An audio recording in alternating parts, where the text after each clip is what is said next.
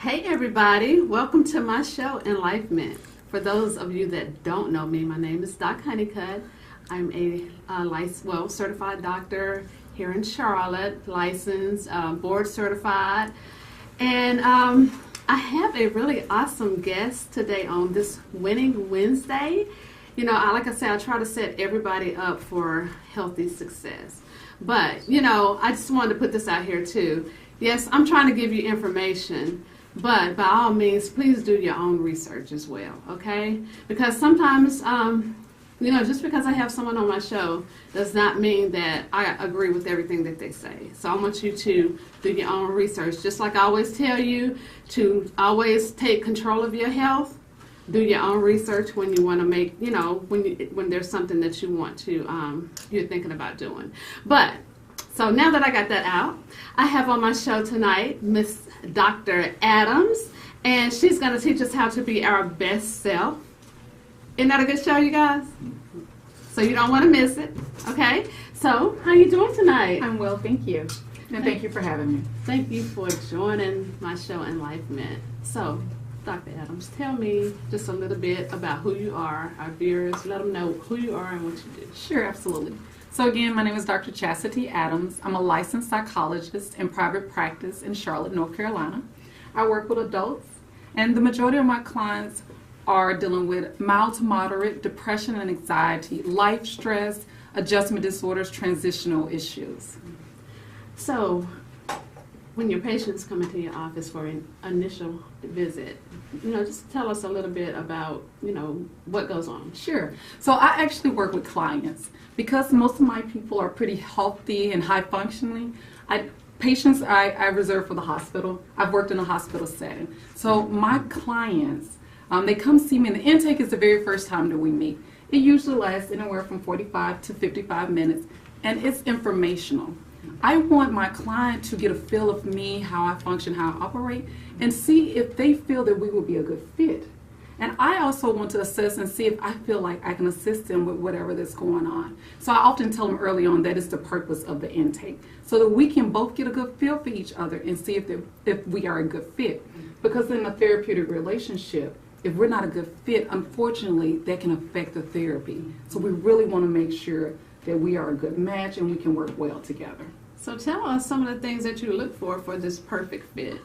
Well, I'm not sure if there's a perfect fit, but there are some clinical concerns that are off limits for me. If there is anyone who's a pedophile or mistreating animals, those are just some of the concerns that are off limits. So we're not going to be a good fit if any of that is going on.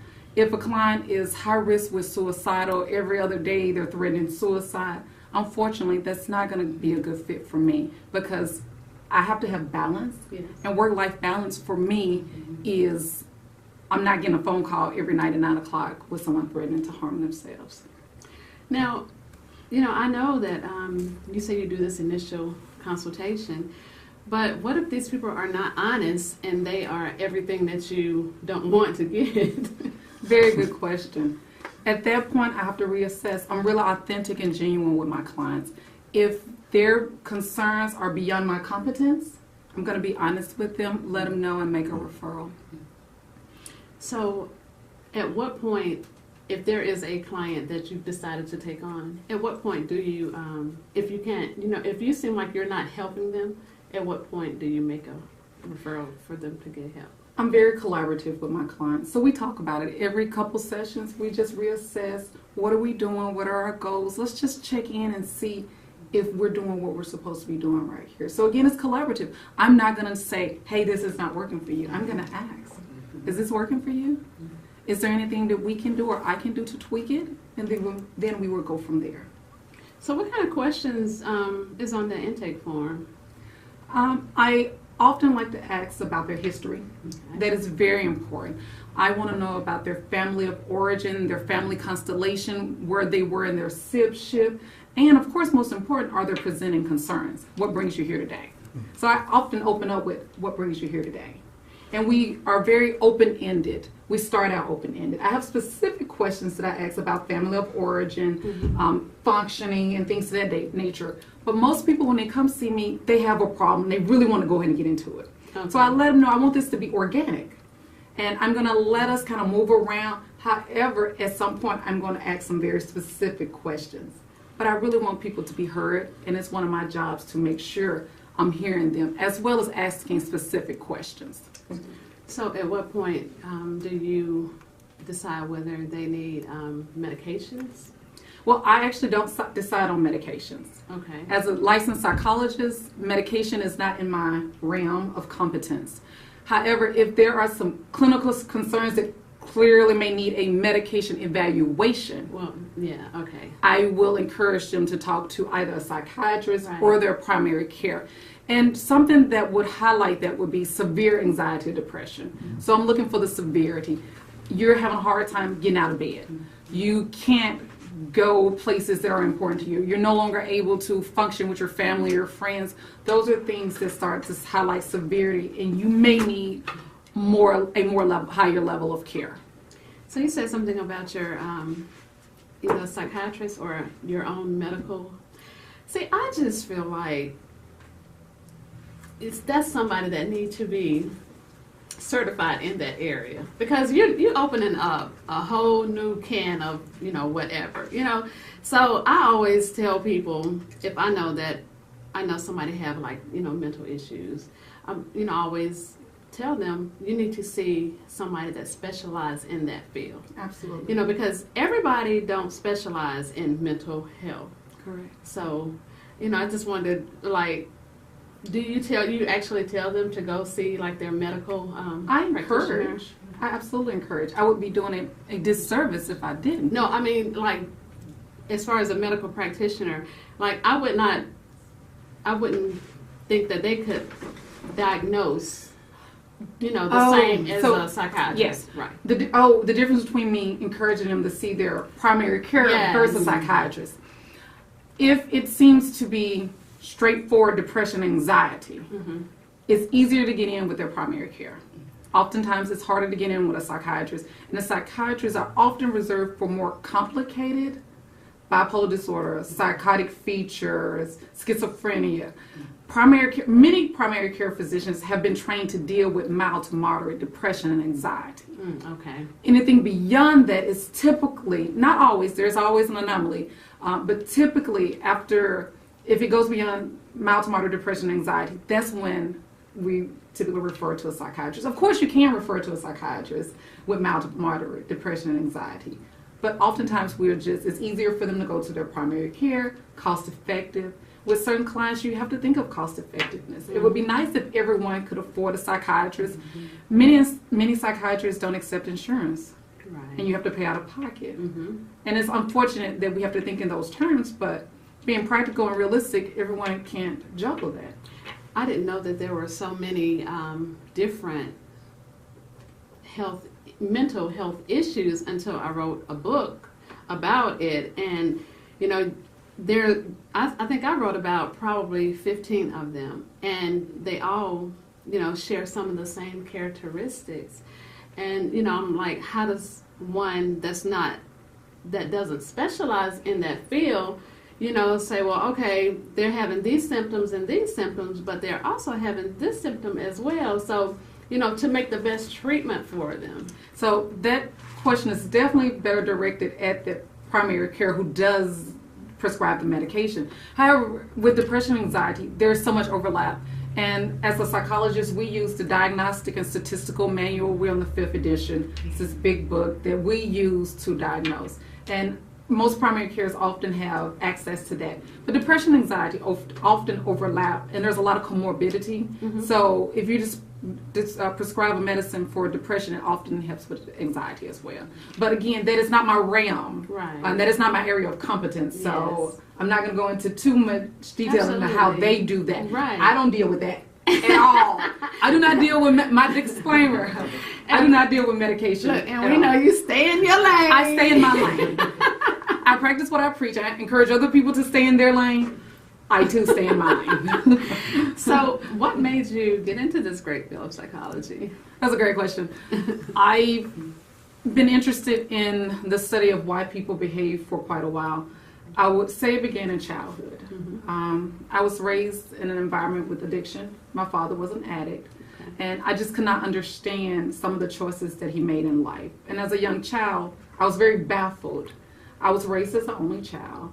And I was the absolute apple of my father's eye. He adored me. However, it doesn't matter how many times I batted my eyes, how good I was in school, how athletic I was, that could not prevent him from using drugs. And so at an early age, I began to just question life choices of adults. I also learned a lot of wisdom at a young age because of acceptance and the acceptance prayer. I prayed for my father, I begged, I did this, I did that. Nothing worked. So I started learning about acceptance at an early age. And then as a senior in high school, I took an AP psychology course. I fell in love with it. And the rest is really history. But funny story, I did not major in psychology. Okay. I didn't major in psychology. I actually majored in marketing. And that's even funnier because people who know me personally know I'm struggling with social media marketing. But social media marketing was not a thing when I was an undergrad. Right. It was traditional marketing. I minored in psychology. I did not major in it because a question kept coming up. Okay. One question is, what would you do with a psychology degree? I don't know. Practice psychology. The other question was, whom do you know looks like you? Oh, yeah. No one. So I did, to some degree, allow other people to deter me from actually majoring in a subject that I really enjoyed. However, I minored in it. I took a lot of extra courses. I did volunteer work, and I actually got a job in the field. I had done so much that I could have double majored. However, I would have had to stay in school an extra semester.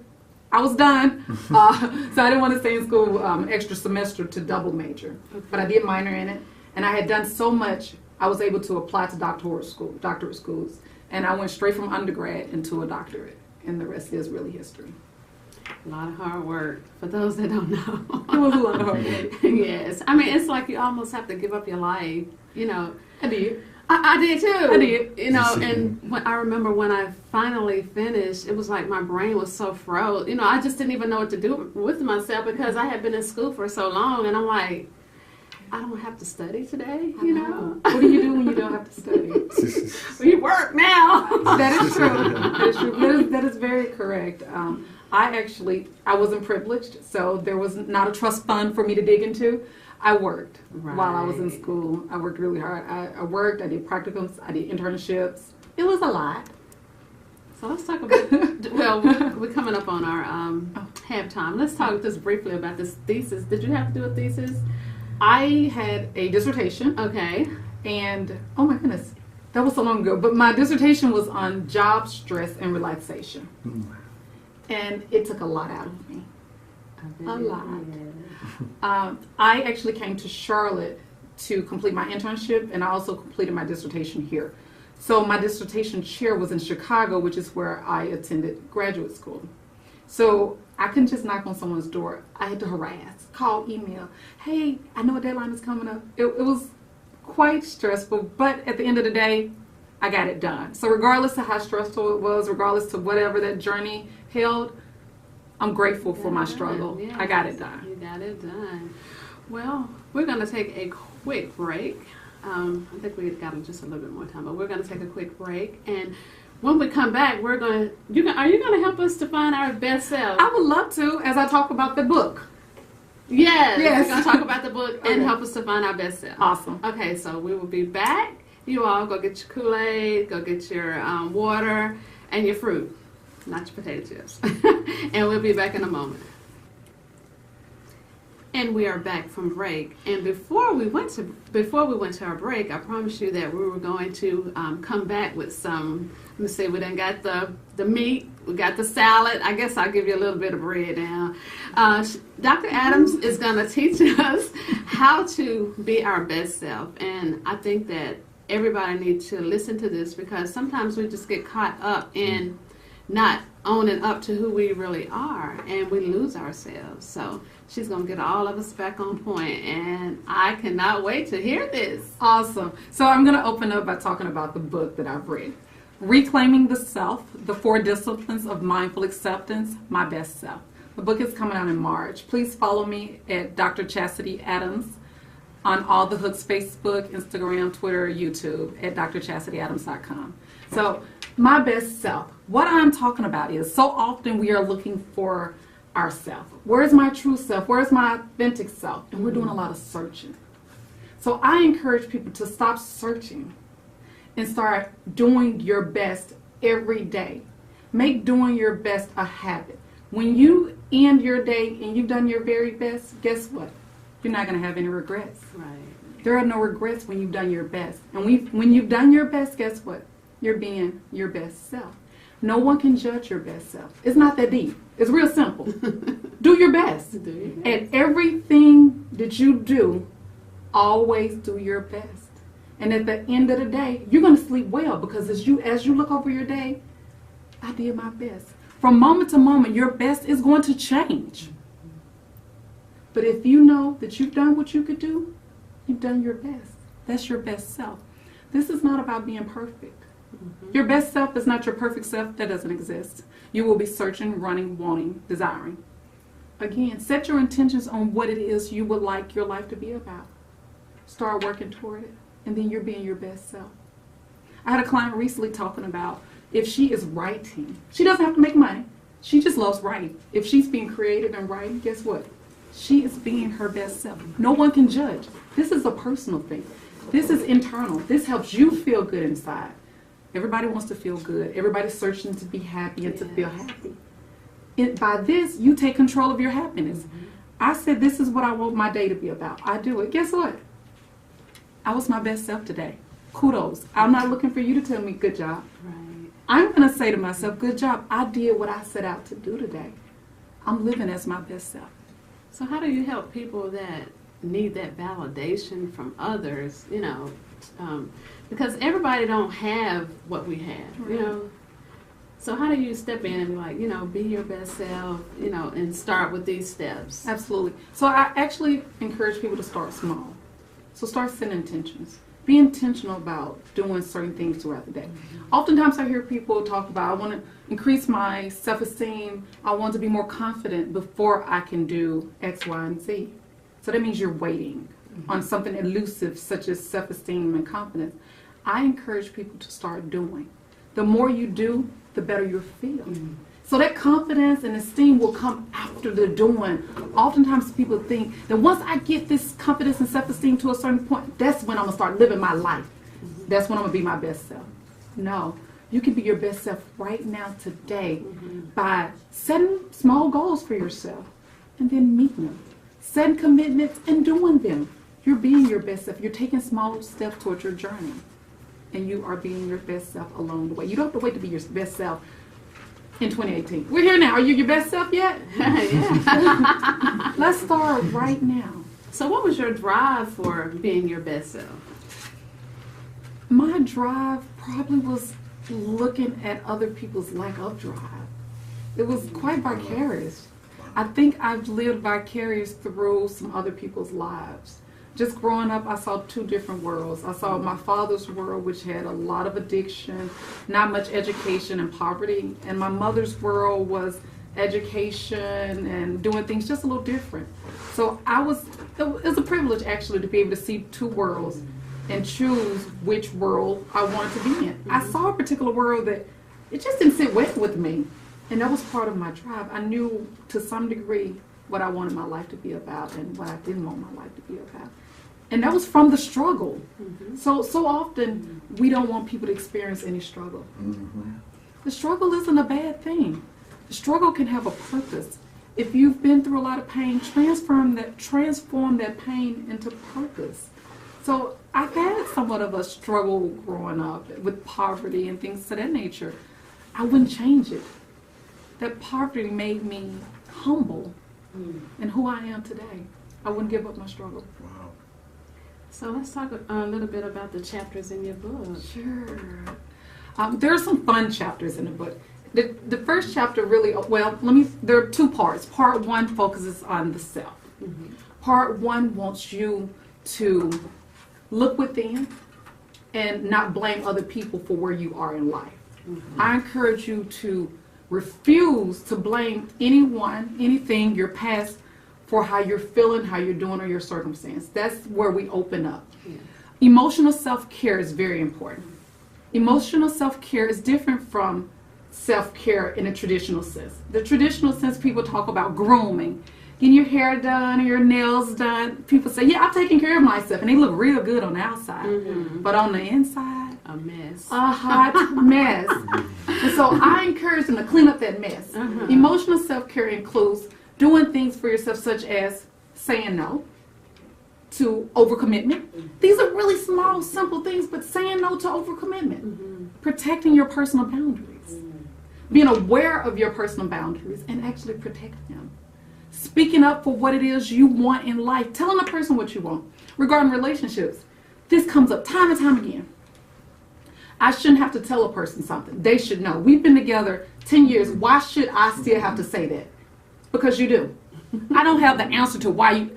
the reality is, if you don't tell this person what it is you want, you're probably not going to get it. Then you're upset. You blame the other person. You unhappy because she did X, Y, Z. No. You didn't even tell the other person what you wanted. That's your issue. So the part one talks about what's your issue. And look at your issue. Work through your issue. Own your own issue. Refuse to blame. That's huge. I was just talking to someone earlier today about, I'm trying to think what is. It was about blaming in a situation with another person. If another person behaves a certain way, we're so quick to blame the other person. I'm angry and I feel this way because the other person did something. For me, I want to challenge myself. What is it about me that allowed that person to have such an impact on me? Wow. So I'm not angry anymore because I've taken ownership. What is it about this person that I allowed to get to me in such a way? If that's a part that needs to be healed, let me heal it. Let me start working through that. Because I don't want to give anyone that type of power over me. So the first chapter is really empowering. Part one, rather. Not the first chapter, part one. Part two is talking about using all that good information from part one in relationships with the world and other people. Because it's all good that you are good with yourself, you love yourself, you accept yourself, and all that great stuff, but when it comes to relationships are very important. Yes, Even though I talk about self-sufficiency, that doesn't mean that social support is not important. That is very important. But what I don't want you to do is lose yourself in these relationships and in these roles, these different roles, mother, wife, teacher, business person, all these different father, all these different roles that you take on. Don't lose yourself in it. So that's why the title of the book is Reclaiming the Self. I want you to know who the self is in all of those roles. I want you to be flexible. I want you to be able to wear different hats, but don't lose yourself in the process. So, how many chapters do you have in the book? Maybe 16. I think it's about 16 chapters. Oh, you were writing for... How long have you been writing this book? Yeah. So I started in 2015. Okay. It was an interesting writing journey. So I jokingly say, I'm a licensed psychologist first. I'm an author second. Actually, I'm a mother first and a licensed psychologist and then an author. So in 2015, I had this bright idea. It is my time to write. I'm not sure exactly what I'm going to write about, but I've been in private practice for a while and I've been helping people. I'm going to write and I'm going to help people on a larger scale. That's what I'm going to do. So I just started writing. And I hired an editor, so I started spending money. I didn't have an outline. I didn't have a real rough draft, but I was writing, editing, paying money. At a certain point, I realized I didn't know what I was doing. I didn't know what I was talking about. So I stopped writing. I paused the writing. And I started researching. That's probably what I should have done first. I started reading, researching. I've read so many books. That's part of my journey. As I was reading, I came across a therapy that I had noticed in the past, but I wasn't using it the way that I am now, and that's ACT. It's acceptance and commitment therapy. Okay. Acceptance and commitment therapy. It is a mindfulness-based, values-driven behavior change therapy. Scientific, I love it, and it comes from cognitive behavior therapy, which many people know as the therapy of choice for many places. When I found that actually helped me along my journey. And the book is actually based upon ACT. And so actually just being here today is part of me living ACT, acceptance and commitment therapy. So may I tell our story? Yes. Yep. We got just enough time, so get it in. Okay. It's so funny. So we connected. It was awesome. And on Tuesday, Doc asked me if I could be here on Today. What is it? Wednesday. Where is it? Okay, on Monday. Yeah, it was Monday when we Okay, connected. so on Monday she asked me if I could be here on Wednesday. I was like, oh my God, I've never been on TV. What do? I should say no. But acceptance and commitment therapy is all about, it doesn't matter if you feel uncomfortable. If it's something that's important, you do it. You act in the service of your values, not based upon how you feel. So I'm here today practicing what I preach and what I talk to my clients about. Acceptance and commitment therapy means accept my anxiety, accept my sweating, accept all of that, and proceed forward with what is important to you. And this is important to me, and that's why I'm here. So is there any really awesome tips that you would like to leave our viewers with about finding their, being their best self? Yeah. So throughout the book, I talk about mindful acceptance, and that's in the title. And it's a discipline. There are 4 disciplines of mindful acceptance, and it is a way of being. I encourage you to be mindful of what is going on inside, outside, and around your body. Be intentional of what you want your life to be about. Be compassionate in all things and in all ways, and be creative. When you're creative, you will not be stuck. Be creative in all your problem solving. Be creative in your life. You never have to feel stuck if you have a creative mindset. So have a creative mindset. And if you can do those things, you will also be practicing living and being your best self. And journal. Journaling is important. You can always go back and look at those things and, and check them off and smile and, hit yourself on the back. Like, I did this. I got this. Journaling is important, and positive affirmations, very important. Right, I do too. Gratitude, for me, is huge. So when I find myself in a place where I'm uncomfortable, I immediately, it has become a habit to me to start thinking about things that I'm grateful for, which I'm grateful. Gratitude grounds me and centers me. So people say, how do you find your center? Gratitude. I'm here. I'm grateful for here. I'm grateful for now. Oh man, I cannot wait for this book to come out. I like you said, our books are probably similar with Better Mind, Better Me, because absolutely. I feel like if your mind is not where it needs to be, everything else can't fall in place. It's not. You have to have the mental. Everything works together for it. Good. Absolutely. So, it absolutely does. So you want to tell our viewers one more time how to reach you? Absolutely. My website is www.drchacityadams.com, and that's drchacityadams.com. And you can find me on all the social media hooks at Dr. Chasity Adams, drchacityadams. So don't forget that, my show comes on every Wednesday, every winning Wednesday. And like I said, we're just trying to set you up for great, healthy success. Take your health into your own hands. Don't look for nobody else. Take control of your own health. I'm on a healthcare mission. I keep trying to tell you, I am on a healthcare mission. We're going to win this thing, you all. But that's my show. Thank you for joining me. Join me right here every Wednesday on the Wake Up Call TV and Radio Network, my show, Enlifement. Thank you. And thank you.